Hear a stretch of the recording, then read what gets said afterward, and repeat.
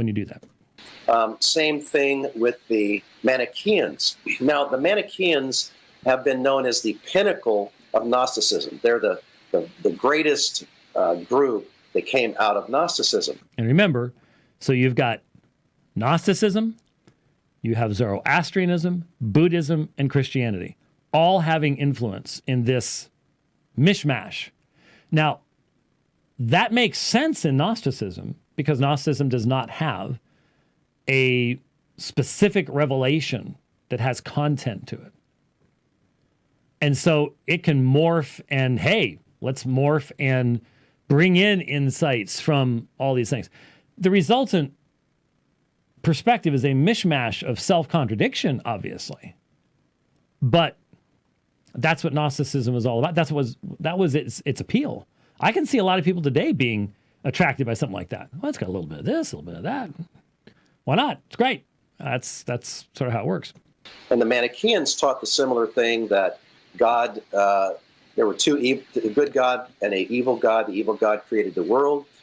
You can have all the sex you want with anybody you want and it not be a sin. But if you conceive a child in the womb and bear a child, that's a sin because you've brought evil into the world, becomes something physical happen. And that child at birth is damned because he is physical. Okay, now damned is something totally different in a worldview of Gnosticism than it would be in a worldview of Christianity.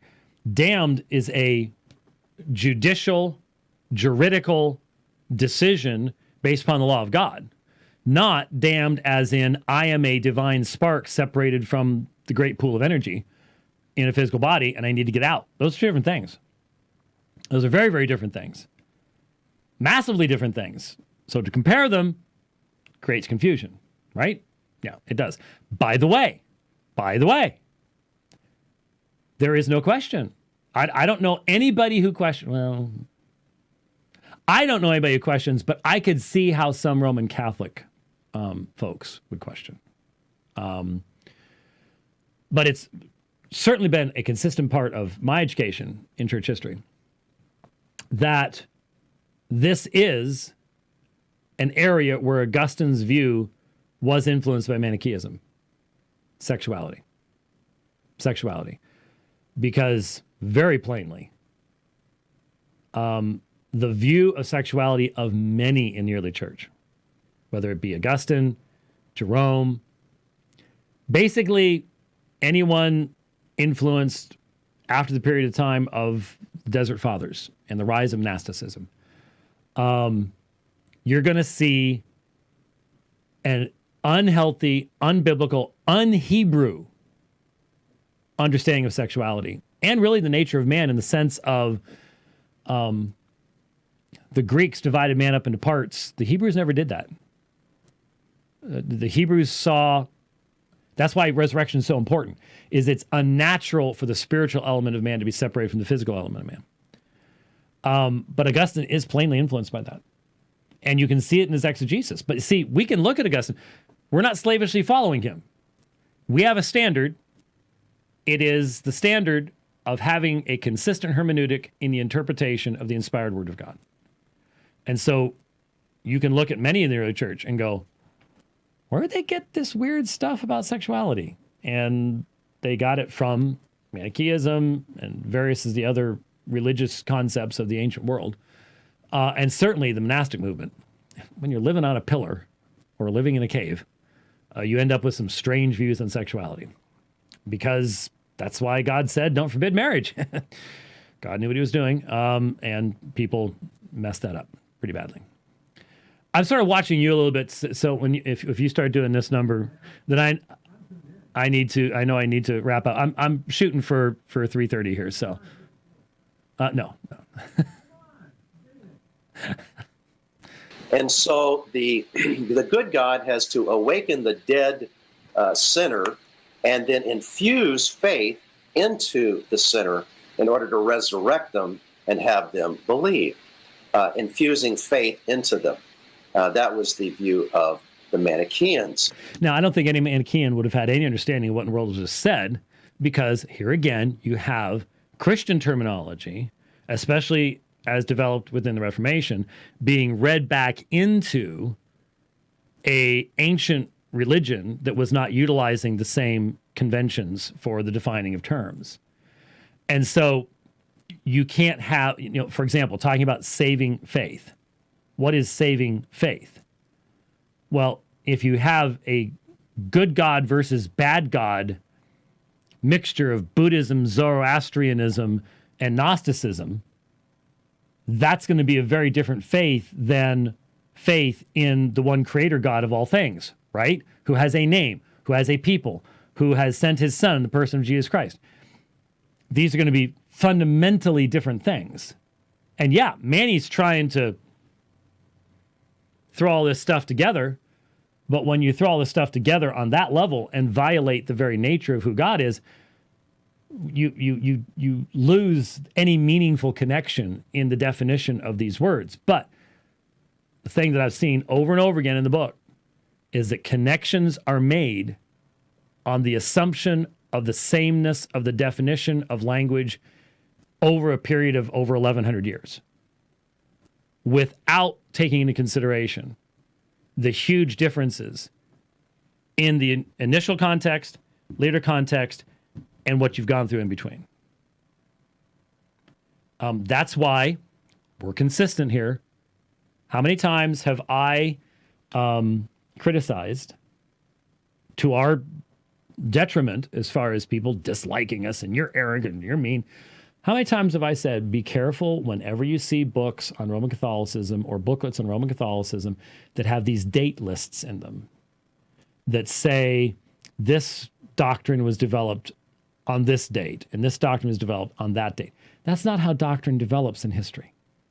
People don't go to bed on July 21st believing X and pop out of bed in the morning of July 22nd going, we have a new doctrine. That's not how it works. You look at any doctrine like purgatory. Purgatory developed over centuries. Multiple threads of development came together to the final Roman Catholic concept of purgatory in about the 14th, 15th century. But it had threads that went back to the patristic period. That didn't mean that they believed the same thing, and this is one of the problems the Roman Catholics have. But we have to be consistent. And so you can't respond to that by saying, well, this developed on such and such a date. No, it doesn't work that way. History just doesn't function in that type of a simplistic context. We continue on. So in the early days, of even as early as 200, Tertullian said, why are we baptizing infants? Why don't we wait until they're old enough to believe? And so there was baptism that happened, we know, very early, but nobody knew why. Even Augustine, about 400, did not know why infants were baptized. Now, Augustine didn't know why infants were baptized. I think most Augustinian scholars would be pretty stunned by this kind of an assertion. You may argue that Augustine adjusted, deepened, changed his understanding of certain aspects of baptism, but there are, for example, it has been shown by others whose areas of specific proficiency are in this area that there were people before Augustine who held his view of baptismal regeneration and issues related to that. Obviously, it was the question of how this interfaces with the elect that's important. But as I mentioned earlier, some people want simple answers about ancient history. They don't want to have to read a lot of stuff. They don't want to have to deal with nuance and development. And you see, there are a lot of men who we only have writings from certain portions of their lives. And so with Augustine, because of his great fame in later centuries, we have far more of literature for him than we have of most people before him, with the exception of Origen, who We haven't even translated all of Origin yet, which to me seems like a mass waste of time. But anyway,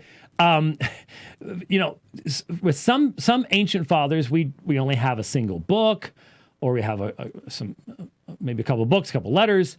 We've just got a huge amount of literary output from Augustine that has been preserved for us in the Middle Ages because of the great respect shown for the name of Augustine.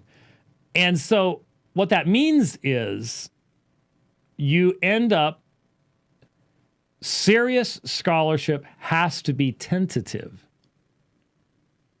in making conclusions about where certain early church fathers stood on particular issues, especially when they are only mentioned in passing within their extant corpus of literature. Or if they're mentioned by somebody else. Someone says, such and such person believed this. Sound scholarship goes, it is possible that early church writer so-and-so held this perspective in light of these pieces of information. But since he never wrote a specific epistle on the subject, only mentioned things in passing, and what he said might be interpreted in multiple different ways, then we have to be very, very careful as to the conclusions we come to. And baptism, for some reason, and I think it's because the gospel goes out into a religious context in the Greco-Roman world that is filled with initiatory rites. All kinds of initiatory rites. And so the doctrine, as it would have been understood, and this is something else that's very important, I'll try to wrap this up here. At one point, Leighton Flowers says, look, the people back then would have had a better understanding of these things, so we need to go with those early church fathers. We're going to see that a little later on. I've argued against that with Hank. Remember Hank Hanegraaff just a few weeks ago. He made the same argument. And what was my response? Living in southern Greece in the 3rd century does not place you closer to the apostolic witness written in Greek by Greek-speaking Jews who lived in Israel. The cultural context of the 3rd or 4th century in Greece is probably going to be, is not only different, but the cultural context that existed in Israel would probably be unknown to you. You probably would not have access to. Maybe if you knew Melito Sartre or something like that, but you probably wouldn't have access to the traditions that would be formulated in the middle of the 3rd century into what's called the Mishnah.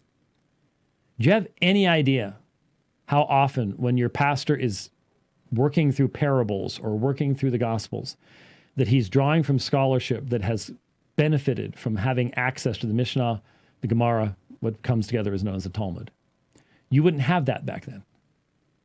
And so the point is that this idea that, well, these people would have had a better understanding, these people they were closer in their time frame and things like that. No, it's not true. In reality, especially because of a sad diminishment in emphasis upon the Old Testament and knowledge of the Old Testament scriptures, many people back at that particular point in time had greatly errant ideas about those very subjects. And that's something to keep in mind.